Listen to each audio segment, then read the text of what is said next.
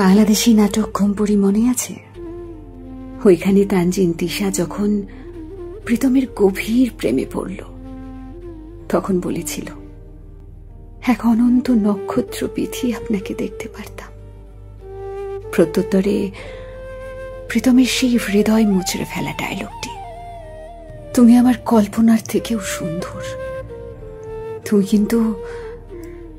কিন্তু আমার হলে মন্দ হতো না। অথচ তানজিন তিশা যখন মৃত্যুর খুব কাছে, প্রীতম তাকে জিজ্ঞেস করেছিল সে কি জেলাস, তাদের আর একসাথে থাকতে না পারার জন্য কি জেলাস? বুকের ভেতর সহস্র যন্ত্রণা চেপে তিশা বলল, মোটেও না, আমি এখন এমন একজনকে চাই যে আপনাকে আগলে রাখতে পারবে আমার মতো করে। কি ভীষণ কান্না চেপে রেখে বলেছিল, ভালো তো সবাই বাসে, আগলে কজন রাখতে পারে বলো?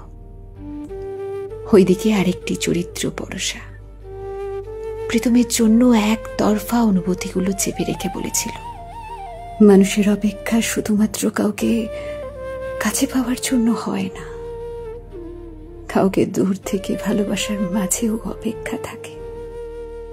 ইস, আমাদের জীবনের এই দিকগুলো কতটা যন্ত্রণার বলুন তো। নিজের মানুষটাকে পেয়েও না পাওয়া, কিংবা শুধু একলা, নিজের করেই একলা ভালোবেসে যাওয়া। যতই বলি যন্ত্রণা, কষ্ট একদিন সময়ের সাথে ঠিক হয়ে যায়, ভালোবাসা আবারও হয়। পেয়ে যাওয়া মানে ভালোবাসা নয়। তাহলে কেন এই তোলপাড়গুলো হয়? সত্যি তুমি আমার হলে মন্দ হতো না হয়তো।